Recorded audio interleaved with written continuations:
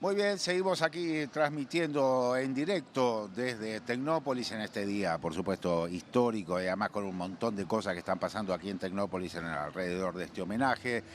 Con Analía se ha sumado ahora nuevamente Miki porque nos toca un capítulo bien interesante, che. Sí, claro, el rock. El rock que, bueno, por esta mesa pasaron los que nacimos antes Sí, y los de después sí. de Malvinas, ¿no? Y el rock nacional que fue siempre y antes, durante y después una expresión, una forma de decir lo que no se podía decir o de expresar lo que nos dolía, ¿no? Como charlábamos hace un rato con Miguel Rep. Por eso hoy, para charlar de eso, nos acompañan Alejandro Ponlecica, que es director de Radio Nacional, pero que además es uno de los grandes exponentes de nuestro país, de la música, como DJ, productor. Bueno, DJ, podemos claro. decir, así se decía. Por DJ, época es disjockey. sí. DJ, era DJ. Claro. Ok, claro, Pero claro. de los que pasaban música o de los que hacen música. Nosotros ponemos, yo soy un DJ de canciones. Claro. Pongo vinilos y pongo canciones. Bueno, y además, como todos los años, Radio Nacional y las 49 emisoras de la radio pública de todo el país acompañaron la vigilia desde Río Grande, que después de la pandemia se volvió a hacer, así que también fue una noche muy fuerte allá en el sur y para todo el país. Y está Alfredo Rosso, que es periodista, presentador argentino, uno de los pioneros del periodismo de rock.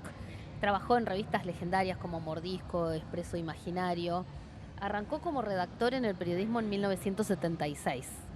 Linda época para arrancar Claro. cualquier proyecto Sí. artístico. Bueno, Alfredo. un hombre de radio, un hombre que sabe mucho de rock y que nos va a acompañar porque, bueno, ustedes y bueno, y Miki que vuelve a estar con nosotros. Alfredo Rosso, perdón si puedo, para mí es la luz del periodismo. Es el más grosso, musical, es sí. el más grosso de eso. No hay sí. comparación y aparte yo recuerdo encontrarme con él cuando todavía yo no trabajaba en medios y encontrármelo muchos años después en la misma situación, anotando, tomando notas y dándole mucha difusión a artistas emergentes, algo que en el periodismo musical es muy, pero muy importante, con lo cual esta mesa me resultó muy, muy emotiva y también, bueno, lo hablaba un poco fuera de aire, trascendente en el sentido de lo que pueda salir, ¿no? de este espacio, Ale haciendo gestión en la radio pública, a donde compartimos trabajo. Bueno, Alfredo tiene su programa también en Nacional Rock. Cómo la cultura es necesariamente, y la música en particular, el puente hacia las nuevas generaciones, que es un poco lo que decías de bueno, ¿dónde nos encontramos? ¿Cuál es el punto de encuentro? ¿Cuáles son esas canciones que no solo relatan o no solo embellecen, sino que cambian algo, que atraviesan, que dejan una herida, que dejan una huella? Hace un ratito, bueno, con Julia Senco hablando del tema de Raúl Porchetto que le tocó interpretar, y claro, ¿cómo no se te va a poner la piel de gallina pensando en ese cancionero infinito, ¿no? Sí, totalmente. Y además en esta época, en este año que estamos recordando, en 1982, hubo un par de eventos muy fuertes, ¿no? Recién estamos viendo imágenes del Festival para la Solidaridad, que fue un festival por la paz, en realidad, y una sensación de ayuda para todos los pibes que estaban en Malvinas, es decir, para tratar de hacerles llegar ropa, alimentos no perecederos, etcétera, que después lamentablemente fueron desviados con destino desconocido. Pero no hubo un solo músico y yo fui testigo presencial. Yo estaba al costado del escenario, arriba del escenario, y fui testigo presencial de que no hubo un solo músico que abogara en favor de la guerra o en favor del proceso de los militares, sino que se habían propuesto hablar de la paz a las 70.000 personas que eran el público, porque Alejandro Sí, estuvo también y ahí. da fe que era un mar de cabezas hasta donde... Nunca visto, sobre todo además porque veníamos de una época donde no estaba permitido, entre comillas, ¿no? Sí. Y yo coincido en ese momento, de ese 82, pero también en que la nueva generación, el rock nacional, formaba parte ya de nuestro ADN, digamos, la música de los espacios de resistencia, de los encuentros, claramente reflejaba el rock nacional, y dentro del rock nacional, hoy visto a esta distancia, diría, estos artistas estaban dentro del rock porque era un movimiento. Lo valioso del rock nacional fue la cantidad de artistas que aparecieron, que se juntaron, y que gracias a eso estábamos todos unidos en las canciones, en la música, nos sentimos identificados los artistas escribían sus canciones en primera persona, y entonces eso a partir de Charlie y de Sui Generis. Exacto. Entonces nosotros éramos eso que decía la canción. Perdóname, Sí. ¿cuántos años tenías vos, Alejandro? ¿Dónde estabas trabajando? Yo soy DJ desde el 71 y ahí estaría, tenía 20, tenía no Pero menos. ¿No estabas en los medios en ese momento?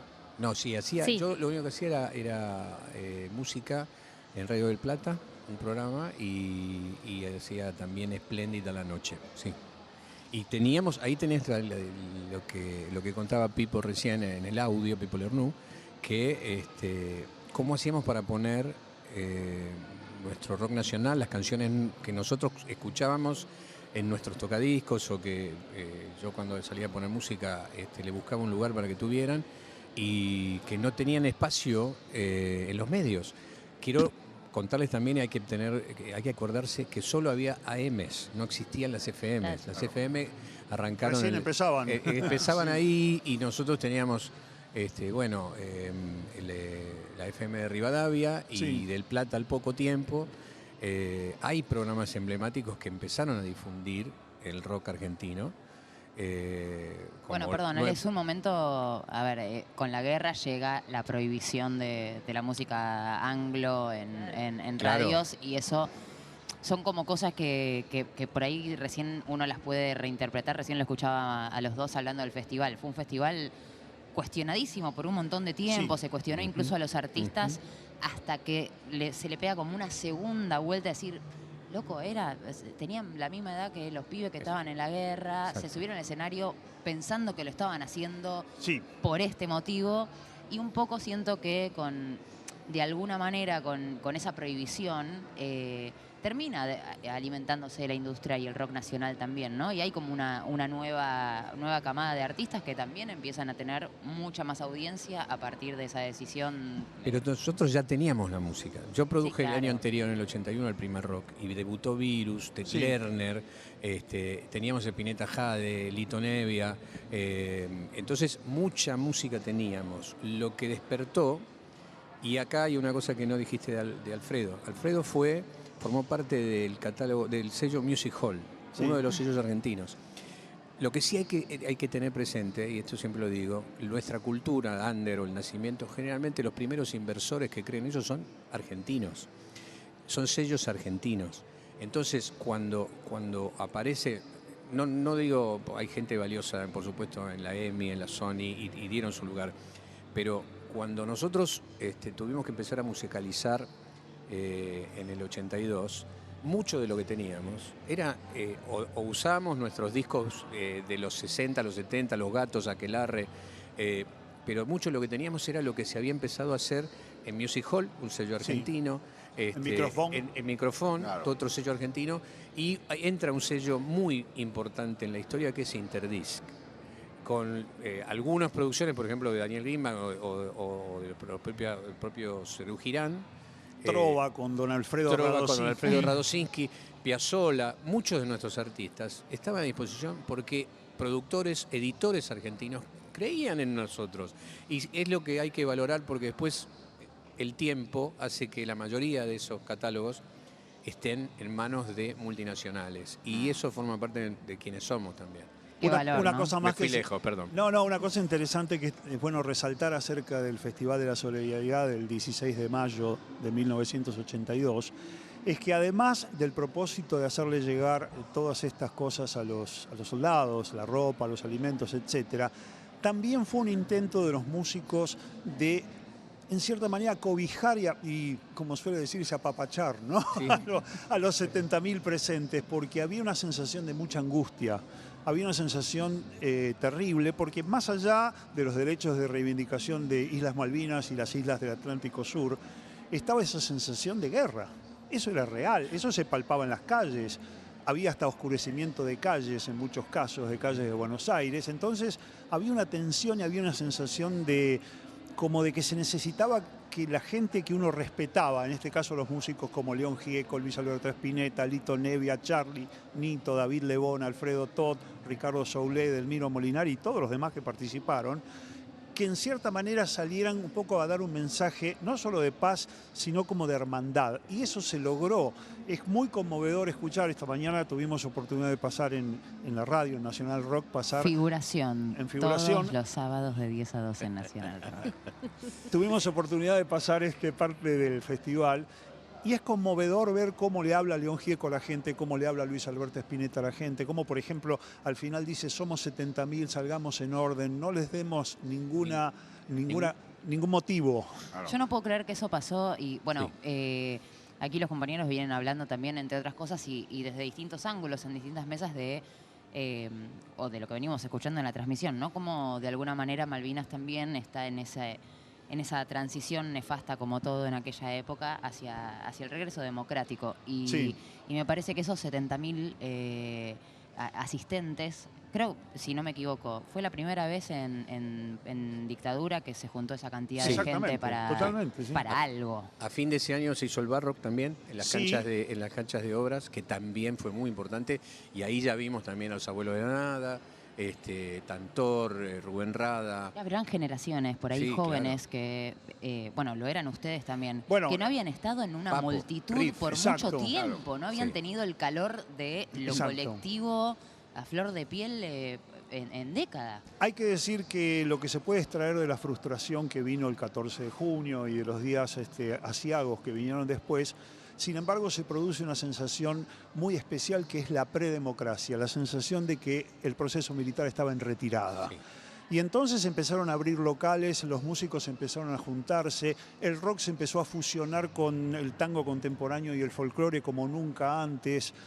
Hubo teatro abierto, el teatro off Corrientes, o sea, como nunca se mancomunaron diferentes ramas del arte para construir lo que iba a venir después. O sea que fue un año y medio en que sentimos esa sensación con los cachetes rojos de que se venía la democracia. Como que se empezaba a perder el miedo también. Se empezaba a perder el miedo y había como una sensación de dientes apretados, pero también de amor por los congéneres. Sí. Claro, porque veníamos de unos cuantos años en el cual el miedo era muy dominante, digamos, en cualquier producción cultural. Y pareciera ser que el final de la guerra empezó a generar una voluntad distinta, ¿no? Un poco de decir la verdad, aunque sea con algún tipo de metáfora, alguna cosita por el estilo, pero lo mismo se estaba apareciendo. Y lo que dice Alejandro es muy importante. En noviembre, todos los sábados de noviembre, en el mismo predio donde se había hecho el Festival de la Solidaridad, ocurre Barrock, el Barrock número 4. Claro. Después de varios años, ¿no? Después de 10 años, exactamente. Fueron 10 años después. Exactamente. Y bueno, y pasaban los artistas consagrados, pero la nueva generación de artistas, que son los que empezamos a ver y que se hacen populares claramente del 83-84. Que es muy, querés decir, Virus, Miguel Mateo. Claro. Les quiero contar que es toda mi adolescencia. Están hablando de... Sí, le veo el cuadernito y escribíamos las canciones, o las copiábamos de la pelo, las letras, para el viaje de egresados de séptimo. Claro, y Cantarrock para ver cómo se tocaban, claro. No, perdón, yo si se me permite un último comentario, hay un libro que se editó esta semana de un excombatiente, Tomás Sumilo, a quien le mando un abrazo, que relata su propia experiencia y cuenta de cuando llega a su espacio una radio, concatenándolo un poco con lo que se viene hablando. Y cómo en la radio cuenta cuando escucharon un tema de Sui Generis y relata cómo, bueno, eso termina con uno de los bombardeos, ¿no? Lo que empieza a suceder a partir del 1 de mayo en la guerra. Y leerlo en primera persona en un excombatiente, lo que significó para ellos escuchar alguna de esas canciones o cantarlas junto con sus compañeros es muy emotivo. Inocentemente grababa cassettes para los soldados. Ah, mirá. Claro, porque decía, están allá y no tienen nada para escuchar. Mirá qué bueno eso. Y sí, tenemos una pequeña historia que estamos haciendo en Radio Nacional, que hemos encontrado al soldado que trabajaba en LRA 60, la Radio Nacional de Islas Malvinas. No spoilees, porque nos tenemos que ir. Listo. Y lo vamos a escuchar en Radio Nacional, entonces. Por supuesto. Lo vamos a escuchar seguro. Y vamos a escuchar el sábado que viene. Nacional Rock. Muchas gracias. Gracias, Miki, Alfredo, Muchas Rosso. Gracias a ustedes por convocarnos. Alejandro Potnesica. Y seguimos. Tenemos un informe para ver el apoyo que también recibimos de América Latina. Desde Argentina para el mundo, Malvinas nos une, una transmisión de los medios públicos.